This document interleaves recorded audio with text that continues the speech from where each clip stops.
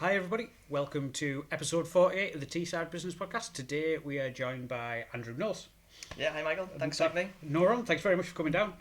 So we'll get started same as we do with everybody, is if we just jump straight into, you can give us a brief career history of the things that you've done that led to you starting your own business.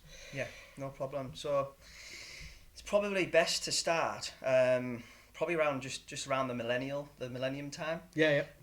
Which was obviously when all the computers were going to crash and Yeah, the bug. The bug was going to happen. So at the time I was working in sales for Coca-Cola. I was loving life. I was in my 20s, driving around in a nice company car, working for arguably one of the biggest brands on the planet. Yeah. And my dad approached me, who'd been in the advertising business, following a really long, successful career in retail. He approached me and said that he's got a business idea to sell advertising in a little A5 magazine that gets delivered door to door around the Chesley Street area where he was based. So a lot of arm twisting and a lot of soul searching.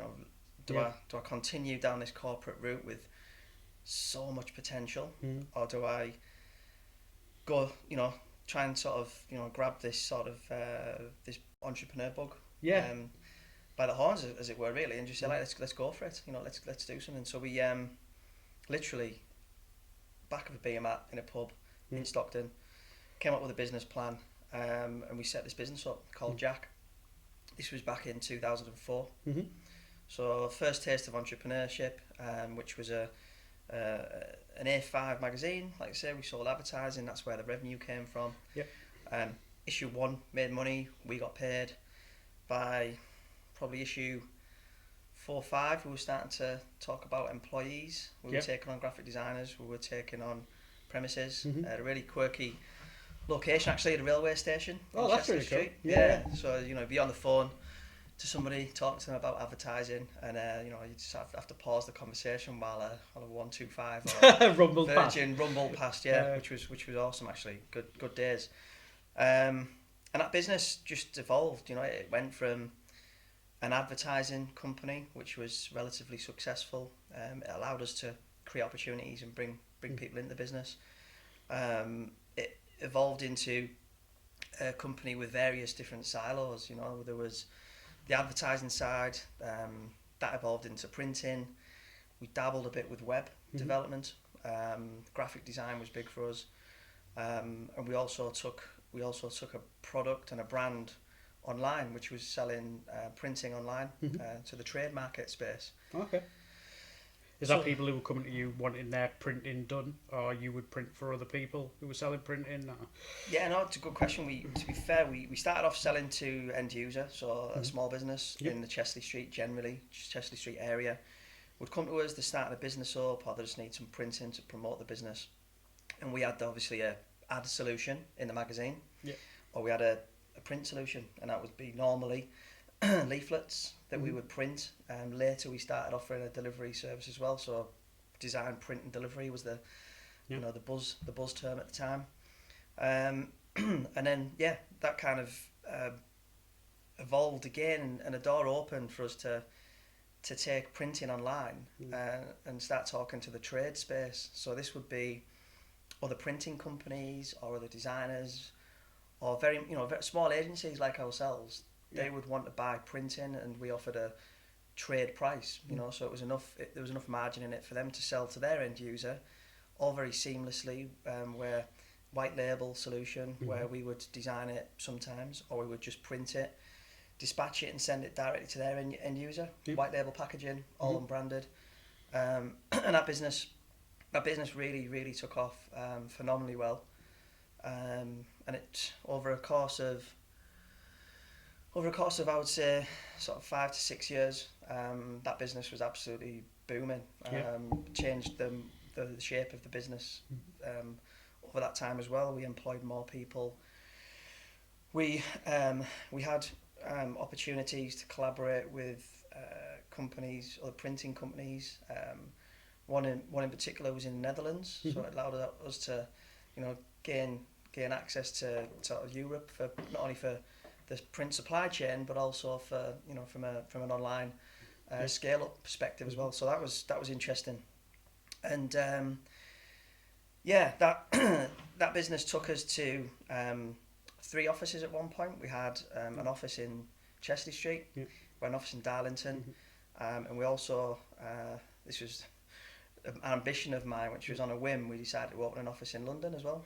Okay. Yeah. So we opened an office in Moorgate. So I spent a lot of my time staying around the Shoreditch area, talking to companies, offering them a print solution, but with a northeast network, which was brilliant because it was the story around the the coffee machine or the water cooler was we're offering a fantastic all-in-one solution, but you're not paying as much as you're paying because we've got a northeast resource in our you're not paying London pricing for the same solution. Absolutely, the different wage demands they were very different, of course, and obviously premises and route to market. So it allowed us to compete massively in that area, and that was probably one of my biggest successes to date.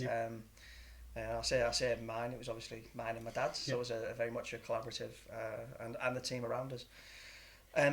So that put us in the shop window, so to speak, with some prospective buyers, and in the end, the business sold to a large printing company, global printing company, in 2016, I think it was. And I went to work for them for a year. So, which was obviously a very difficult decision, because you've got you set up a business, especially a family business. You're creating opportunities, you're taking people on throughout, in that region. You develop relationships and you get really close to people. And you wanted to protect those people. So when we decided to sell, we felt it was for the right reasons, and it allowed us to exit the business. And the business was left unscathed. There was the headcount remained the same. The front end business was of Jack. Continues today. A smaller business came in, a guy which was at the right time for him to sort of expand his business model. He had a turnkey business with premises, with people, and that's I'm glad to say that that's still going strong today. That's fantastic. Yeah. So obviously that was in 2016. Yeah. I imagine, after kind of like building that business for so long, and you're pouring so much into it, it becomes like like a child, like your baby that you've brought to the scale that you had. Yeah. What was it like coming from there, and when you've sold it, you've worked for somebody else for a year, and then did you have kind of like okay, what's next kind of moment, or was it kind of always going in the back of your mind? Like, it was definitely that what next moment, 100%. So as part of the deal that was engineered, it meant that I had a job opportunity to work with a company that bought us. So brilliant opportunity for me, fantastic company, great culture, based up in Dundee. So I would be getting a train on a Monday morning, meeting my teammates about lunchtime, going into a meeting, and then for around about a year, maybe a bit longer, my role was to obviously integrate the business that the company had bought. So it was very much an interesting time, because I've gone from a small business, family business unit to a massive corporation. So getting used to that was difficult, but the company that I worked for made that very easy. I'd already developed relationships with key members of that business, and it all worked out well. Sadly, that came to an end, more so because of the travelling. So I've got a young family who, I'd compromised a lot of time that I hadn't spent with my family whilst developing the Jack business. Absolutely. So I know you've just got obviously a new baby as well. So I've just had my son, who is actually 8 weeks old today, so awesome. Still very young. It's amazing, but it's a game changer. As you know, and my children, one's 10 and one's 9. And I've got an older daughter who's 21, who's obviously all part and parcel of our family unit. I wasn't spending time with them. I wasn't spending near enough time with them after building and developing the Jack brand and that experience. The last thing I wanted to be doing was sat in a hotel in Dundee, Yeah. Monday to Thursday. So a tough decision, you know. I mean, I was gearing up the rest of my sort of, you know, short-term career around that company. Like you say, a global company. It could have took me anywhere. And an opportunity came up, which was it all happened quite quickly. It was I joined a company in Darlington, a recruitment company, really well established, fantastic reputation. To be their associate sales director. Okay. So on paper, that was my dream job. You know, it was back in the corporate world. It was suited and booted. Yeah. It was sales, which I'd always loved throughout my career, previously with Coca-Cola. Yeah. In Jack, that I felt that I fell into the sales role more than any other role. And this was a dream title. It was a dream opportunity to work for, like say, one of the leading brands in recruitment in the region and beyond. So a very short break, took maybe a week off, and then started a new career, and it was fantastic. You know, it was you know, you've got that S curve of starting a business or starting a new company where you're learning, and I think that's good for us, good for humans to learn new skills all the time. And also for me, it was important that I wasn't kind of pigeonholed in that either FMCG world or printing and design. I felt like I could, you know, transfer my skills into something else. Yeah. So recruitment from the outside was obviously very, very sexy. It's you know, it's talking to people. It seems very rewarding from the outside. It's sales and lots of young people, energy, and just anything is possible kind of attitude, and anything is possible world. So, you know, the remit was to go back to scratch really, which was to start growing and developing, in this case not a company but a branch. Yeah. So, you know, you're back to zero, ground zero, and it's all of the pain that goes with that in terms of growing a business or growing a brand or growing a unit in this case. And ultimately, you know, I've worked for fantastic mentor, fantastic MD who I learnt a lot from. Ultimately, it was something that it didn't work out, and these things sometimes don't. Throughout my career, with the support and help of my dad, I felt that whilst we'd had bumps in the road, and we definitely had bumps in the road, there was a lot of success. You know, that I'm not going as far to say that everything we touched turned to gold, but you know, from that kind of, it was inbred in me and obviously from my dad as well, that, you know, you work harder than the next person, harder than your competition, and you're going to get recognised. Yeah. And, you know, you live in this fear of failure, but that never comes to fruition because you're working harder, and you just got that belief in yourself. So that's in me from in this job. That's kind of there. Thinking, well, you just keep working harder, it'll come, and have that self belief. And, you know, there's a lot of variables in trying to grow and develop a brand, especially something that you don't have a background in. But you know, ultimately it didn't work out, and I'm sad that was the case, because you know, it was the first time in my career that I'd started to feel the onset of stress. Yeah. And also a real kind of, you know, burnout situation. Yeah, which is, you know, it's something that, you know, we talked about a little bit with other guests on the podcast. It's something that, like being a, you know, in business or an entrepreneur or whatever people want to call it, is quite sexy at the moment. You know, there's a lot of people out there talking about how great it is and things like that. But what isn't talked about is that side of it, you know, and the amounts of stress that you can go through, you know, sleepless nights and things like that. Like, if you're a type of person who gets stressed at a job, do not become self-employed, because you will go and be 10 times as stressed. Not. And obviously burnout is like something that I think is getting more and more common because nobody's talking about it. So when it starts to affect them, they don't talk about it. And obviously mental health's like, you know, thankfully getting some, like, people have been more aware of it. But would you mind talking about how that a little bit, how it felt for you and how it kind of like manifested itself and how you moved past it? Yeah, I mean, I would say that I'm probably my own worst enemy, because, you know, going back to that kind of, you know, what's in me is just to work harder, and the drive for what we think success is, or what success looks like, is probably a million miles away from the reality. But I was, just chasing the dream, if you like, and trying to shake off how I was feeling. So I was starting to feel, levels of stress, but I thought, okay, that's fine. That goes with the title. That goes with everything that I'm trying to achieve. I've been there before. I've dealt with it. It disappears, and it's just it's the you need that kind of low hum of stress.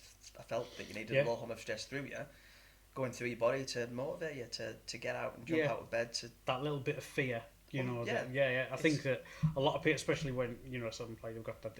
Like, I always kind of say to people of like what it's like. I said that there's the difference between being self-employed or working for somebody else, that you've got very real consequences very quickly. Like, if somebody goes to work and messes up, they don't really have financial consequences, but they're still going to get paid at the end of the month. Yeah, absolutely. Where if you work for yourself and you mess up, then that's going to cost you money. Yeah. And a part of that is like obviously the little bit of fee that you've got to go out and perform so that you get paid. But I think that like you say, keeps moving you forward. Yeah. But I can definitely kind of see how that fee would start to grow and morph into something else. Yeah, and it's interesting as well, because if you add another layer to that, I think if you're self-employed and you've you live or die by your decisions, and that's that, and we all accept that, and businesses thrive or they don't work, and that didn't work out. What's next? Yeah. But what I felt was another variable or layer that added to my the way I felt was that I was responsible for an element of somebody's business.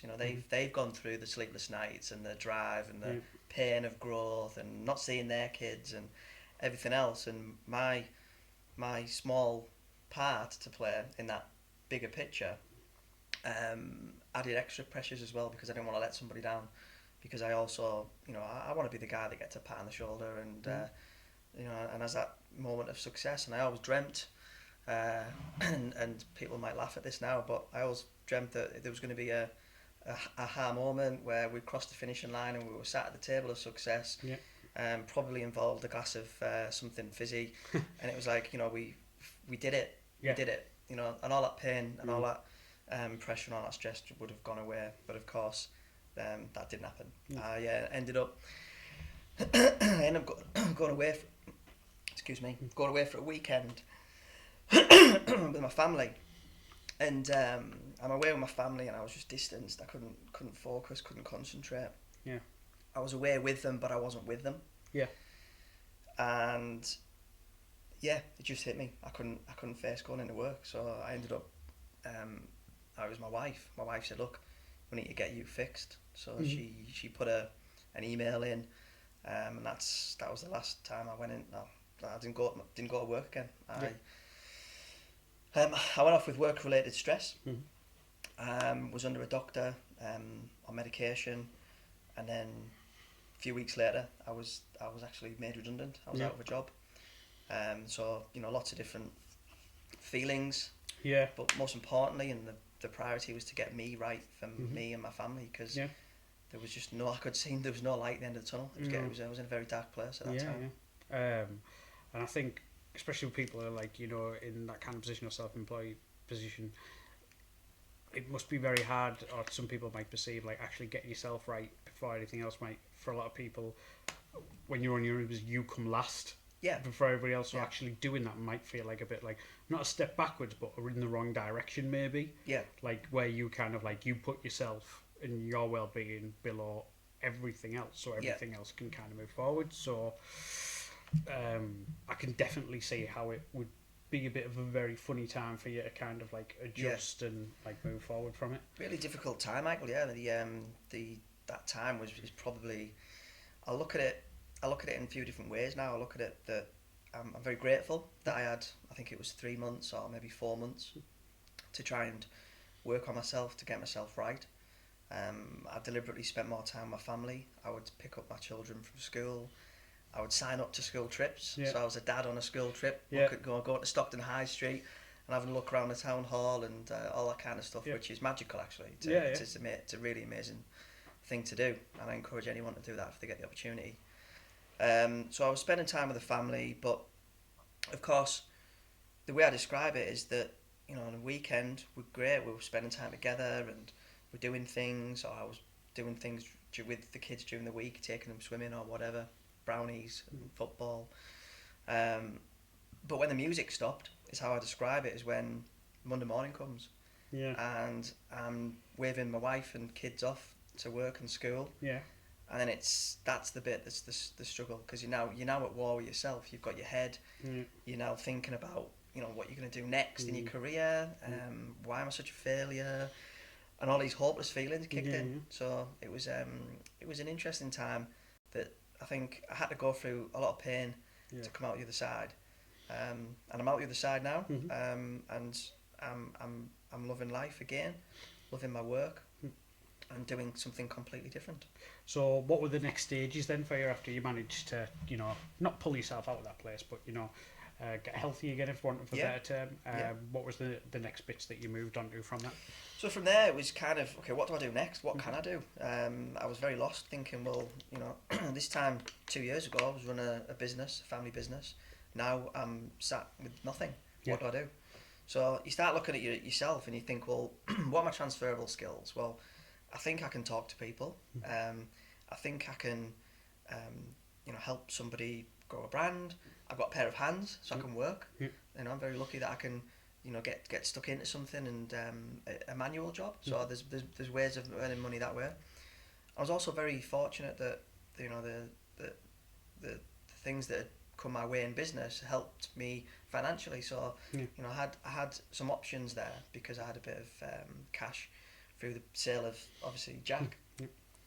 So looked at what I can do, and you know, went to a franchise show with my dad, who was amazingly supportive through this time of mine. And we had a day out in Manchester, and he said, "I'll tell you what, Andy, you need to get yourself into carpet cleaning."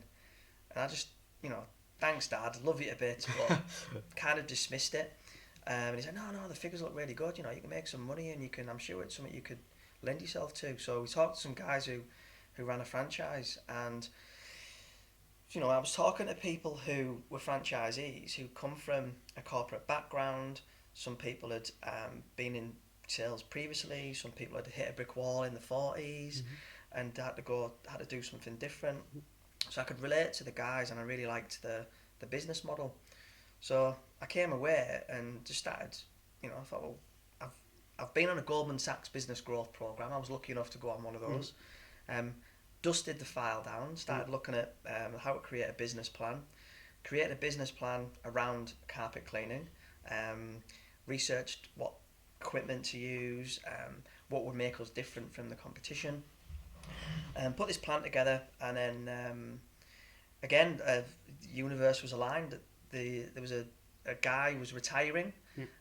Through a friend of a friend, I ended up having a conversation with a guy who had a customer base. We agreed that he would train me. So in August 2018, I'm buying a guy's business who's now retiring. And guess what? I've got a business plan. I know where I want to take the business to. So 2018 it launched with me on my own after my initial training. And here we are now. Couple of people working for me. Big plans, and it's a fantastic opportunity. I'm loving every minute of it. So is it kind of like domestic or commercial that you're working with, or a bit of both? Absolutely, a bit of both. Yeah, social. We're looking. You know, we're definitely doing domestic, and we're looking at commercial as well. So commercially, I've been very fortunate to work with and do work for Middlesbrough Football Club, Rockcliffe Hall, Cummins. Some really big brands that have sort of bought into our concept and what we can do to help people. So the domestic side of things is obviously upholstery. It's people's carpets, and it's hard stone floors. We do a lot of that kind of work as well around Darlington, the Dales, Teesside, predominantly. I've seen some of this stuff, like when it comes to like the hard stone floors and things like that. Like, it's not like clean, it's like restoration. Absolutely, it's kind of like bringing it back to new. Like, it's you know, it's like an absolutely incredible, like what can be done now to kind of like bring things back to new. So, what are the kind of main things that you do in your business that would you say are slightly different from other people in your sector? Because obviously, I imagine that a lot of people, like whatever reasons, get into that business, but you've got like a wealth of a background, like of running, operating, growing, and then selling businesses, etc. How did that affect how you came into this business and how you started to structure it? Would you say that you probably structured it or had visions of it in a different way than many people coming into it? I think I think whatever I've done in the past, and I keep saying me, but my dad as well. Whatever we've done in the past, we've always disrupted the market space. Yeah. So whether it was printing, if you were paying £80 for a set of business cards, we brought that down to £39 price point. Yeah. The volume grew, and we developed the business that way. So something that I wanted to do was totally disrupt the market space. And the way that I did that was talk to customers. Talk to me about your carpet and upholstery cleaning experience. The kind of feedback that I got was that carpets were left wet, they were left soggy. It took ages to dry. There was not really a pleasant smell when the carpet cleaner left. It was expensive. Yeah. And I was like, okay, brilliant, because the research that I've done in the business plan. What if I could clean your carpets using a dry system? I'll remove your spot and stains. Not only will I clean your carpets, but your room will be left more healthy because it'll be sanitised, it'll be deodorised, and people are loving that. It's less disruptive to them. Yeah. They can literally get me in the morning, and by tea time they're sat watching the TV again in their living room, and it's all dry. Which I think is a massive pain point that I imagine stops people from doing it, especially with children and things like that. If it's the living room space, for example, like where do people go if it's wet and they can't get back in? So I think, well, if it's good, I just can't afford not to have my living room for a day while it dries out. So I imagine that it's a massive win for you when it comes to people. Definitely. I mean, we've got the total, we've got a very a dry clean system, which is totally dry, and we've also got a low moisture system as well. And depending on what we're looking at, and once we've done a full assessment of somebody's carpet, we'll decide and we'll recommend which process we're going to use. Sometimes the carpet's left a little bit more damp, but you're talking an hour maximum to dry. And people can live with that. Like you say, they're back to normality. Yeah. We also put all the furniture back as well, so that people literally just let us in, and then when we go, they've got a nice, clean, fresh living room or whatever room we've cleaned, and it's healthy for the kids and for pets as well. So is it the same kind of process when it comes to commercial work and things like that? Is it the same process, but obviously the scale's a bit bigger? Yeah, absolutely. I mean, we've been lucky to do some industrial work, which is quite labour intensive, and maybe not necessarily the kind of processes that we would use in a domestic or maybe sort of small commercial setting. But yeah, definitely in a commercial business. If you've got a business with carpets or upholstery, well, it's the same system, it's the same method, just on a scaled up. Yeah. So, what's next from the business? Obviously, you had the benefit of coming in with a successful background in scaling businesses and things like that. Are you looking forward to the future? Have you got different avenues of is there different opportunities that you could go in that maybe other companies aren't doing, or have you got an idea where you would like to move into next? Oh, always got ideas, and that's always been one of my sort of problems. Really, is kind of coming up with ideas and wanting them to be live, that same day or very, very quickly. But as I've got older, I've started to kind of learn from that and maybe just take my time and launch things as and when the time's right. So I think as well as organic growth in this region, I think there's lots and lots of opportunity to keep clients happy, to win more business.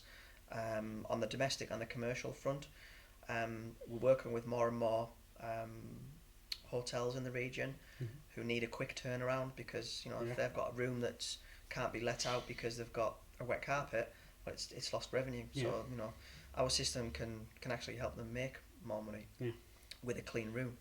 So I think hotels and hospitality is a route that we'll certainly be pursuing.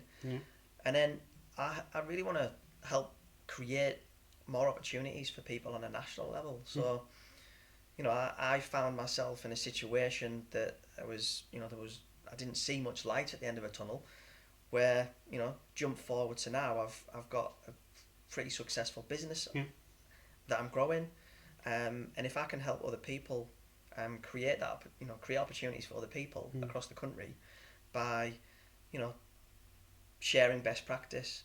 These are the machines I would recommend. In fact, come and see me and work with me for a week. I'll train you. Yeah. I can offer you a really good price on your machinery. I can give you the support. You can, you know, guess what? You can also use my brand as well, which is been working, and probably even handle people's marketing as well. Yeah. And, you know, allow them to grow a successful business or work within a successful business that's proven to work and create a solid income for somebody without killing themselves, you know, with it being optional in terms of the hours that they put in. If they want to work something part-time and they've got a desired income goal, then we can help achieve that. If someone wants to put 3 or 4 vans on the road in a certain area, well, we can help them achieve that as well. So I think it's again comes back to planning the business of what you want it to look like. Like we there's a lot of people that we've spoke to where they have started in business because what they originally wanted to do was be in control of their own time, whether it has to more free time or spend more time with family, etc. But then, you know, in 5-6 years they've built this business that's a lot bigger than what they wanted, that takes all the time, and then they look at it and think, this isn't what I wanted at all. So I think having that clear vision when you come into it of like what you want from it is so important, and being honest with yourself about it. And that is so scary, you know. There's I reckon in this region alone there's a lot of people who have created big brands that are servicing customers on a national level, but they're part of that business. And distancing themselves from that business and creating that exit strategy is difficult because they are the business. You know, and that's something that I've had experience in. You know, fortunately we were in a position where we could engineer an exit, but some businesses can't. They're trapped. And guess what? They're not spending time with the family. They may be earning a lot of money and they've got a lot of wealth, but the time poor. Is exactly the business. We had a conversation recently with somebody who was looking to sell their business, but when it was actually looked at, they were their business. So when they went to sell it, the business wasn't worth anything. But we're turning over X, we're making all this money. Because it's you. If we take you out of it, we're going to lose all those relationships, all those customers. You know, if you don't have contracts in place, if you don't have stock, etc. If it is you, then you haven't really created a business. You've created a job. Which there's nothing wrong with at all. I'm not saying, you know. But if you're looking to sell your business at some point or have an exit, then it's, you know. Did you find that when you were doing your sale, like you had to put certain things in to kind of like remove yourself from? I know you like spent a bit of time where obviously there's a transition period, but where you had to remove yourself from the business to make it sellable. Yeah, absolutely. I think that the best advice I can give somebody who's maybe thinking about, you know, an end goal is first of all, write that down. You know, write down your exit. If your exit is to sell, write it down and engineer that sale. And one of the biggest things that I took away from Goldman Sachs is that you've got to remove yourself from the business. You know, you've got to work on the business, not in the business. You know, that classic. But it is so true. If your business can generate revenue, generate profit, and people are within your business are running your business, then it's great because the value of you is minimal. But if you are the business, and if people only buy from your business because of you, it might work for you, but as an exit and as a sale, people need you in that sale. And how many people want to sell a business and then go and work for somebody? You know, which they don't. And a lot of the time when people are acquiring business, either it's larger scale businesses, or people who are looking to do what you know, like you recently did, of bringing on another business to an existing portfolio. But if that person is the business, then that, like, another thing that we've talked about recently is a lot of people are in business and want to hand their business on to their children. The reason that they're growing such a business is because it can give, you know, financial support to their children. But if you're the business, when you retire, the business retires with you. Unless, you know, it's, you know, Mike and Sons, like, if they're coming up. So it's another thing that, you know, is, again, it's not talked about, you know, because there's no real cost for running a business. No, absolutely. And I think if I was to be totally honest, I think that if I was in my dad's position when we set up our business, I'm sure that he would have loved for there to be a succession plan, that business continued where he retires and maybe I run the business, and one day maybe my little guy Harvey or my daughters run the business as well. And that just wasn't the case. There was no appetite there. There was an opportunity for an exit, and we both exited, and it actually, looking back now, it's the best thing that happened. Oh, absolutely. I know not everybody wants to sell the business and things like that, or people don't necessarily. We've had a lot of people who come on and their business is like their passion, for whatever reason they're like, well, I never want to retire, so I might scale back what I'm doing, but I want to be doing this forever, and that's fantastic. Yeah, it is. One of the things that we talk about a lot is that there is no one way to do things. What we've obviously it's not like me saying this, but what we've seen is there's so many different people doing it so many different ways. You don't have to even stuff you don't have to get office premises, or you don't have to do it this way, you don't have to do it that way. As long as it works, you can make it work for yourself. And we're so lucky because we're probably living in the best time ever, where you can scale a business up globally, and from your home, from a home office. You don't need the offices. It's nice to have, but it's not necessary. So I totally agree. So when people come on the podcast, we ask people the same 3 questions. One of them you've kind of already answered, but I'll go through them and then we'll visit them. So the first one is, what does success look like to you? And the reason that we ask it is, just like we've been talking about before, is it's different to everybody, and it's really important, especially for people who are setting up a business or are in the early stages, for them to see that there's no right answer. And we've had all different answers from people who've literally said, when I'm a millionaire, when my business is this size, when I bought a Lamborghini, all the way through, I just want more time with my family. And people said, I'm a success now, as long as I can keep this going, I'll be happy. So loads of different answers, so it's great for us to hear. The second one is kind of, have you ever had a setback in your life, or what you at the time perceived as a failure that later led to good things? But you've kind of answered that already, just how we talked through your journey, which is great. And then the third one, is there anything that you are really into or obsessed by at the moment? So we've had stuff like gadgets, TV shows, somebody who was really obsessed with home automation, like Alexas and stuff like that. I've had people who've started up new hobbies, films, anything and everything. So I've had a lot of good answers. So we'll start with the first one of, what does success look like to you? It's a biggie. And I think that I used to think that success was a finishing line. So we never knew. I don't think I never quite knew what success looked like. But I always thought that there would be a finishing line where it was, you'd reach your goal, whether it was selling your business, or it was personal wealth, whether it was the Lambo. You pass that finishing line, and then you kind of sit back and say, I did it. What I've learned now is that there is no finishing line. It just goes on and on and on and on. And whatever the goal is, then another. Guess what? Once you achieve one, something else is there, and you're striving on for that next goal. So for me now, success is full. It's fulfillment in what you're doing. It's personal happiness, and using that.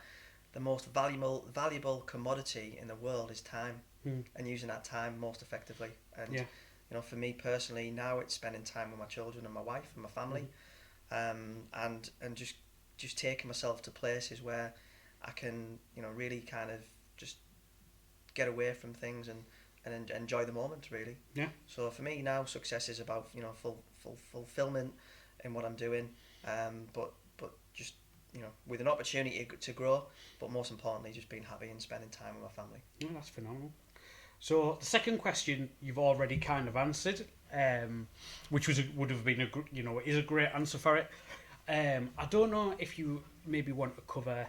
Are there any little bits of advice or tips that if there's anybody out there who's going through it, or feel that may resonate with them, or ring a bell and go, God, I'm actually starting to feel like that now? Is there any advice that you would give those people who've been through it yourself? Yeah, I hope so, and I hope that anybody who's listening that has sort of felt the symptoms of extreme exhaustion, stress that's just not going away, anxiety, not sleeping, not feeling like they can eat, there's stress, and we all suffer from stress. But when something's not going away, then it's you need to take action, because it just doesn't go away. It never goes away. Yeah. It just gets worse, and to a point where, in my situation, I wasn't myself. I was having conversations with people that wasn't landing. It was going straight off my head, and I had this kind of just nothing was going in. But I went too far, and I think recognising the symptoms early. There's plenty of online help to find out what the symptoms are. The NHS website's got a really good link where you can put in how you're feeling, and it'll give you an indication of whether it's stress or whether it's burnout, etc. And it's not something that can be taken lightly. I think employers need to sort of recognise symptoms as well, not only for the staff but for themselves. Yeah. And deal with it in the right way. So I think definitely recognise the symptoms and take action, because it never ever just disappears. No, that's great. And then the third and final one was: is there anything that you are like really into or obsessed by that's really on your radar at the moment? I've always loved reading business books, going back to the Dale Carnegie, How to Win Friends, etc. Yeah. I just love stuff like that.